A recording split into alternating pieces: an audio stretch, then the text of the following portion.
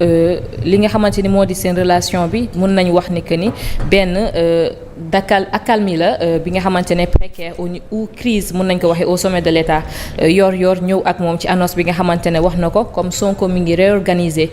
parti bi di jublu ci wutum 1 million de patriotes alors doyen foofu ban jàngat rek nga ci mën a def. Bon, on ne peut pas aujourd'hui en fait à mon avis parler de crise au sommet. Sur le plan institutionnel en tout cas lu tax parce que tamit qu'on le veuille ou non gisaguñu ay bis bi yoo xam ne dafa bloquer la marche véritablement si wàllu gouvernement bi entre le président et son premier ministre. Ce que l'on voit depuis lors et ce que l'on constate, oui on peut ñëpp xam nañu ne qu'il y a problème mais problème boobu jusqu'au moment où nous parlons duggagul si li nga xam moo di moo l'institutionnel dafa yemagum si li nga xam moo di le plan purement politique. Le plan purement politique dans la mesure où jusqu'au moment où nous parlons premier ministre li muy wax yëpp wax na ko c'est sous véritablement si ndiggalu président yaa ngi dégg la koy doxalee jëm si li nga xam ni mooy lépp loo xam ne dénk nañ ko en tant que premier ministre mu war ko mën a doxal ak kii nga xam ne ak ñii nga xam ne ñoo di membre du gouvernement am. gis nga chaque conseil des ministres. Président dans sa communication da ngay lire le président a demandé au premier ministre le président a exhorté le premier ministre le président rek kii xaw ma lan donne des orientations au premier ministre et cetera donc jusqu'au moment où nous parlons comme ni ko Sonko mujjee woon wax ñooy añandoo ñooy reerandoo et cetera loolu si wàllu liggéey bi la léegi nag précision Sonko li ko nommé moo di décret présidentiel kan moo ko yor Bassirou Diomaye Diakhar Faye mooy président de la République su ko bu bëggatul mu nekk premier ministre am day signé waat décret ne dingi naa Sonko dama tabb naa Ramata au poste de premier ministre donc loolu moo fi nekk sur le plan politique nag gis nañu ku nekk ay la yëwan mi ngi teg ay jalons pour véritablement wane ni amaana am na lu ñuy waajal lu ñëwagut waaye ku si nekk mi ngi koy waajal jamono ji mooy projection pour 2029 mais projection pour 2009 jusqu'au moment où nous parlons le président Diomaye Faye n'a posé aucun acte de démission concernant le parti Pastef où il est encore membre démissionné de son poste de secrétaire général mais il reste membre du Pastef donc on attend demain à ce qu'il lui-même démissionne su fekkee ni crise boobu ñuy wax fës na fël na ba xaajaloo am na il ne sera plus du Pastef parce qu'il va démissionner maintenant ce qui est constaté te ñu gis ko sur le plan politique mooy président tabb na Mimi Touré coalition Diomaye ubbeeku na mais li gën a doy waar ce n'est pas seulement l'ouverture mais ça dépasse le cadre de l'ouverture mooy que ni y a des membres de Diomaye président yoo xam ne bu ñuy ndékki Sonko la ñuy ndékkee bu ñuy añ Sonko la ñuy añee bu ñuy njogonal Sonko la ñuy njogonalee bu ñuy reer Sonko la ñuy reeree bu ñuy tëdd Sonko la ñuy léemoo ba pare moom la ñuy gént def pour wane ni bu ñu yeewu fajar ne cauchemar la ñu def donc loolu moo prégnant en réalité au niveau de la coalition Diomaye parce qu'on ne peut pas comprendre que des gens puissent dire nous sommes avec le président nous le défendons et tous les jours toutes les heures tu tapes sur son premier ministre et il n'y a pas de réaction malheureusement pour estomper li nga xam ne mooy en réalité cette montée cette levée de bouclier et maintenant malheureusement des personnes yoo xam ne en dehors si seen kaddu amul lenn loo xam ne mën nga ko seen ginnaaw aujourd'hui ñoom bu ñu demoon seen kër dafa élection dañuy perte seen biir kër bu ñu fa demoon élection dañuy perte donc loolu moo nekk une réalité maintenant je ne dis pas que c'est toute personne qui est de la coalition parce que am na ñoo xam ne xam naa leen ràññee naa leen depuis autant d'années si landerneau politique Sénégal mais ay la yowoon am na ñoo xam ne saa yi bu ñu tegee seen photo teg seen turu parti damay dem laaj tonton Google ñi ñan la automatiquement donc je pense que loolu moo fi nekk si loo xam ne am na maintenant Sonko qui pose les actes d'une massification mais tout parti politique tout parti tout mouvement toute association boo xam ne si wàllu politique nga nekk benn liggéey nga am mooy massification celui qui ne travaille pas à la massification en réalité travaille à sa perte sur le plan politique parce que amul loo xam ne suba boo ko laajee dañu la ko jox parce que parti politique li mu njëkk wut mooy militant la ci topp mooy naka lay draguer ku dul militant pour mu nekk sympathisant c'est ça la réalité politique léegi nag boo koy xool fii leader yu bëri dañoo tayal leader politique fii ñu bëri dañoo tayal dañ laan tournée nationale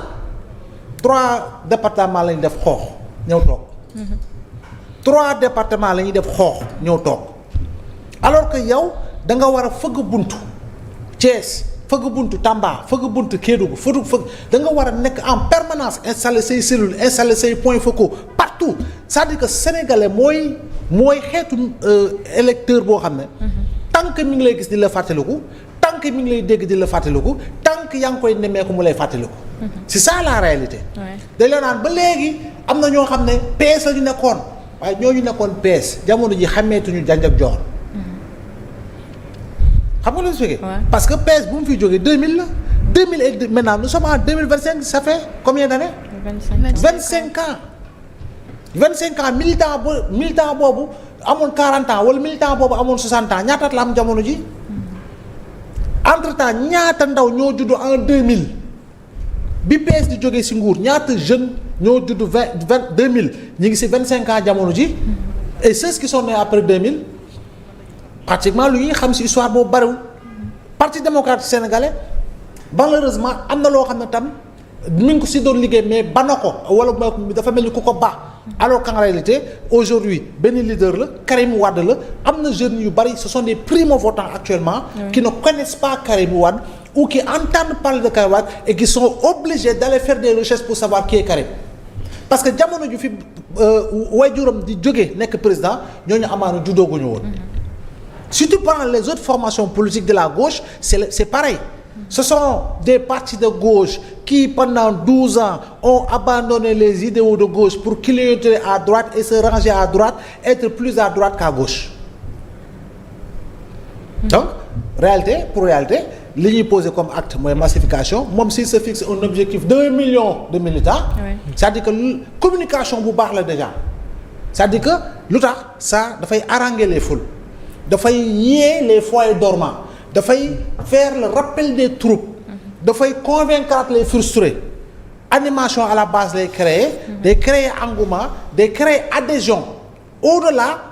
de ces personnes qui ont déjà adhéré à Pastef ou qui pensaient adhérer à Pastef donc communication boobu dafa am solo ci parti kon beneen parti bu mu munti doon pour joŋante yi di ñëw mouvement bu mu doon pour joŋante ñëw benn liggéey nga am mooy massification. mais doyen yaakaar ni que ni loolu dina yomb sachant que y a pas mal de patriotes yoo xamante ne que ni ñoom ils sont déçus da ngay toog di gis ñoo xamante ne la naan man li ma yaakaaroon ci ñii gisuma ko donc est-ce que tey yaakaar nga ne que ni mobilisation boobu muy séentu dina doon loo xamante ne dina yomb pour mu am. dina yomb dans la mesure où lii nga xam ne mooy bis bi politique bu dox ci digganteem ak Diomaye par rapport à la coalition Diomaye ak par rapport ak li nga xam ne mooy pacte bi nga xam ne Pastef moom la bëgg a teg mu nekk ay jafe-jafe da ngay gis ne militants yu bari aujourd'hui ils ont pris leur distance ci ki nga xam moo di Diomaye ayant pris leur distance ci ki nga Diomaye au contraire communication bi dafa changé kon ndekete yoo du woon kii la d'accord lépp kon li tax en fait du woon ñoom ñaar non kenn la woon parce que wane na ni kon moom mooy président mooy jël toutes les décisions loolu dafa am loo xam ne daf ko andiwaat yaa ngi dégg si Sonko dans la mesure bu ñu ñëw si retour bi dina la gën a expliquer li tax mais aujourd'hui plus que jamais tey jii nii militant bi frustré mais frustré wul contre Sonko militant bépp bu frustré jamono ji dafa frustré malheureusement contre le président Diomaye par rapport non pas à la marche ak ni ñuy doxalee nguur si yenn yi mais frustré nañu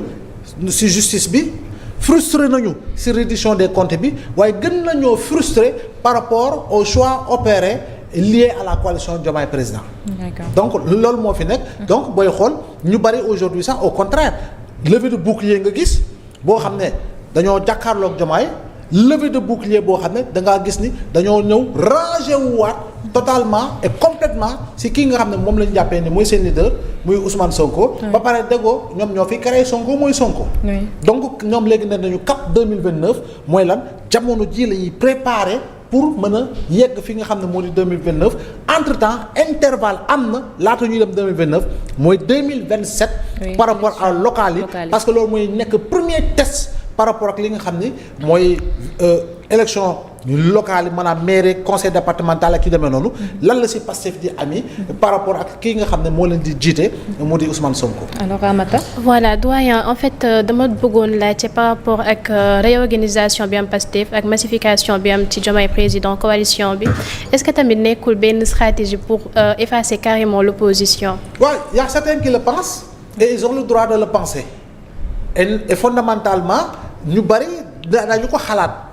que ni avec stratégie la boo xam ne mën nañu ko teg du lu ñuy weddi jusqu'à la preuve du contraire. yaa ngi dégg jusqu'à la preuve du contraire mais man sama wàllu bopp dama naan nga teg stratégie oui il faut toujours mettre des stratégies en politique mais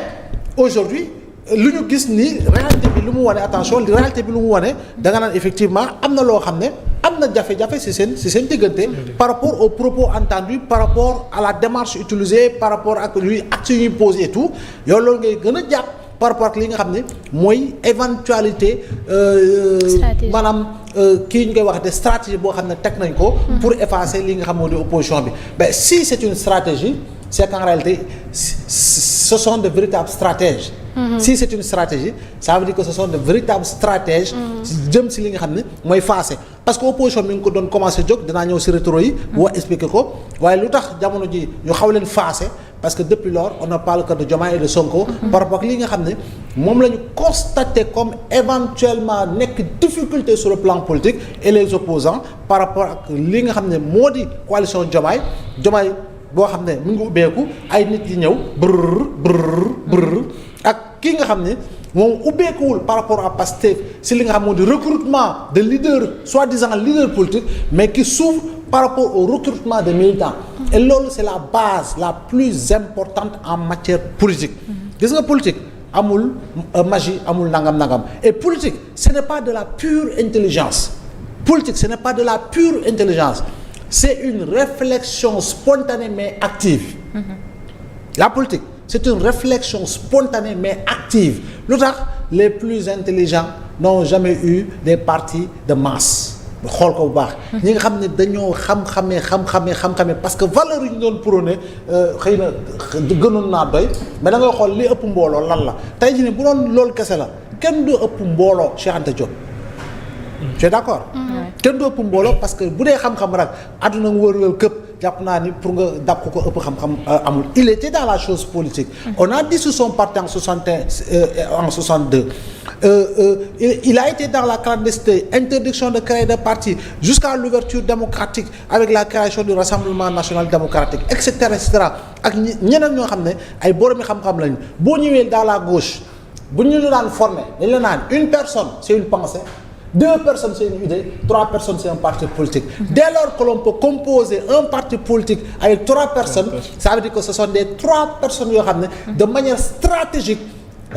ce sont des personnes qui versent dans la cogitation permanente cogito ergo sum ergo cogito cogitatum donc ñaar yooyu ngay boole je pense donc que je suis cogito ergo sum ergo cogito cogitatum je ne pense qu'à partir des choses qui me sont extérieures donc ñaari éléments yi nga doon maîtriser pour mën a teg li nga xam ne mooy stratégie moo tax dañ la naan toujours pouvoir d'influence pouvoir de nuisance capacité de nuisance da nga ko daan fekk ces éléments de gauche lu tax parce que xam-xam nga muy jiital la mais malheureusement ci ginnaaw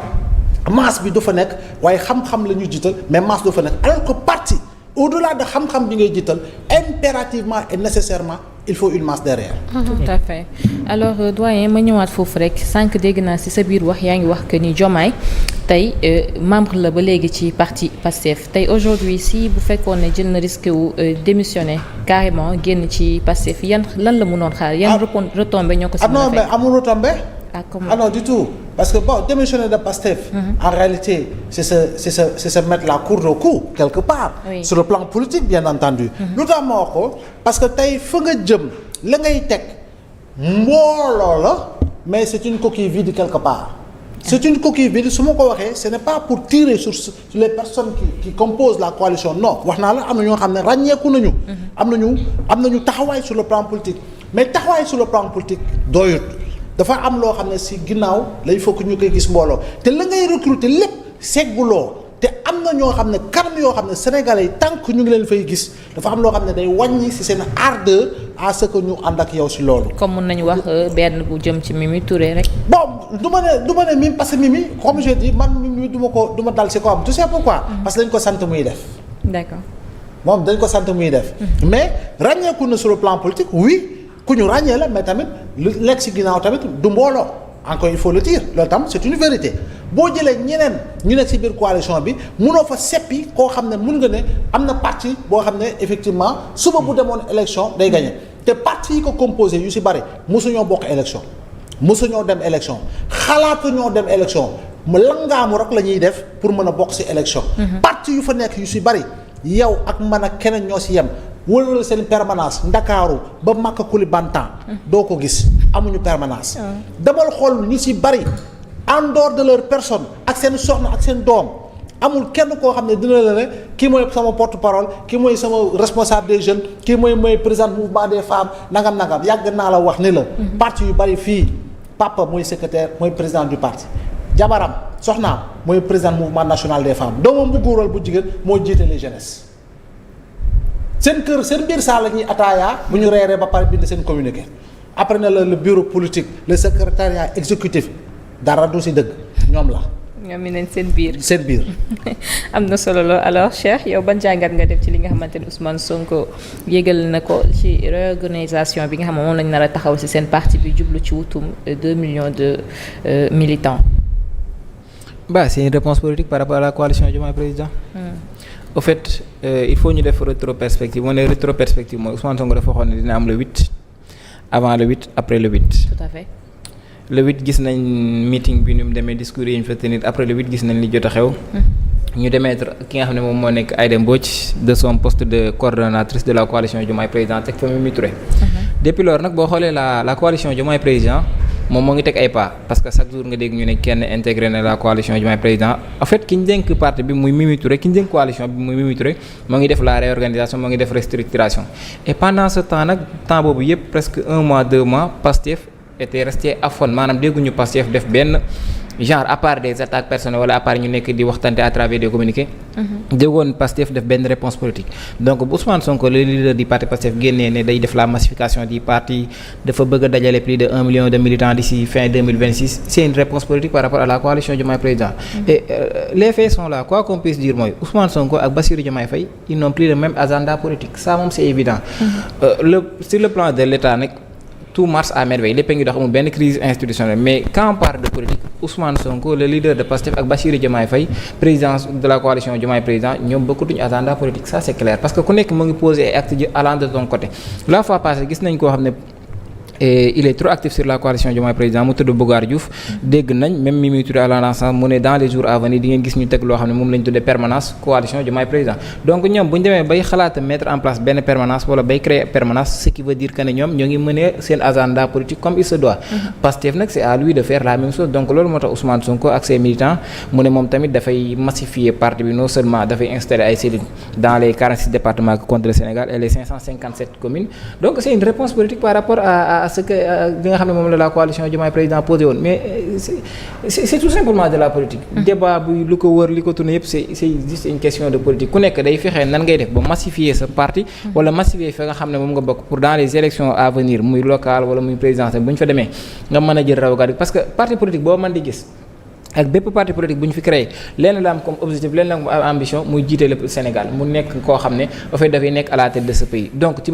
peux pas vouloir être à la tête de ce pays nag rester les bras croisés sans faire rien gis nga la nature a horreur du vide. On a laissé trop l'espace à la coalition Diomaye Président pendant 1 mois 2 mois muy def en fait di massifier sa coalition di def ay ainsi de suite donc nag Pastef moom actuellement réponse boobu la nekk léegi nag li si gën a intéressant mooy actuellement on parle de Pastef et de la coalition Diomaye Président mais où est l'opposition proprement dite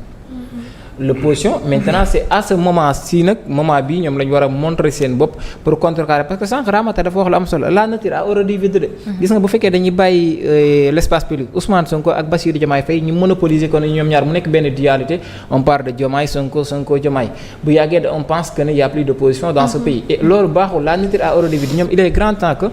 ak lu mën di xew ñu sortir de leur cassette pour faire face à Diomaye Sonko wala pour faire face à Sonko Diomaye mais bu fekkee dañuy rester les bras croisés rek dañuy dem ba Sénégalais dañuy considérer que ne y a plus d'opposition dans ce pays wala ñu considérer que ne ñii c'est des partis yoo xam ne amatul existeetul et dañuy laisser la voie libre à Sonko wala à Diomaye et dans ce cas on peut plus parler d'opposition mais je pense que daal lu Ousmane Sonko def c'est une réponse politique par rapport à la coalition Diomaye Président c'est de la politique et c'est de la bonne guerre. Professeur amoon naa benn question. parce que bu fekkente ne le président Diomaye moom mooy définir la politique du gouvernement. PM également moom nga xamante ne moom moo ko war a exécuter bokkatuñu gis-gis ci wàllum politique est-ce que tam du am problème ci long terme également yaa ngi doon wax sànq ci l'opposition mais opposition bi ñoom à chaque fois bu ñuy génn dañuy gis ni soit dañuy contre carrément Sonko pour nu mu tudd sax être derrière Diomaye alors que vraiment loolu benn opposition bu xaw a bizarre la on peut dire. En fait d'abord pour répondre à ta première question c'est pertinent question bi c'est tellement pertinent ba nga xam ne au fait parce que le président c'est lui qui a le clé de voûte de la constitution moom mooy lépp quoi le chef suprême des armées c'est lui qui détient tous les pouvoirs en quelque sorte donc moom mooy définir li nga xam ne moom mooy la politique mais le premier ministre moom moo koy doxal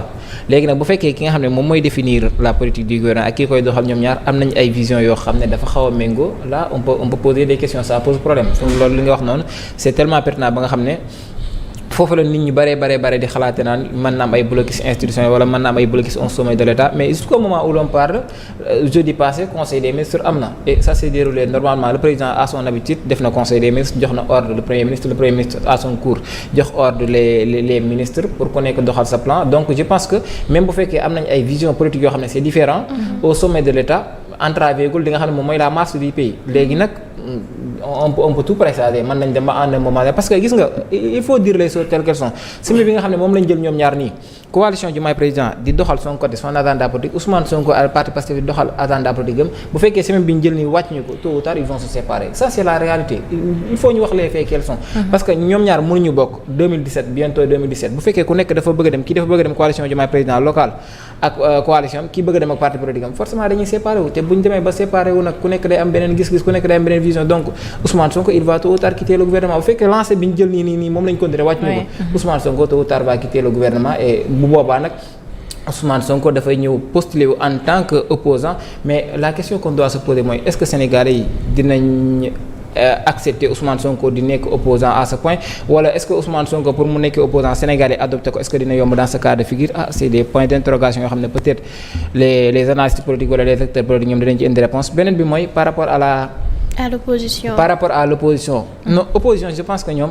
actuellement dañu nekk dans le dilemme bu ma nee nag dañu nekk dans le dilemme mooy xamuñu à qui s'opposer xamuñu ndax dañu war a s'opposer wu à Diomaye mais c'est la réalité xamuñu ndax dañu war a s'opposer wu à Sonko. mais est-ce que nekkul itam li Ramata da ngay rejoindre li Ramata waxoon sànq rek. mais la plupart ñoom saa yu ñu génne dañuy contre carrément Sonko. non en fait le problème est que soit ni da ngay objectif il faut nga malgré que Ousmane Sonko moom ni ko nit ñi waxee moom la légitimité populaire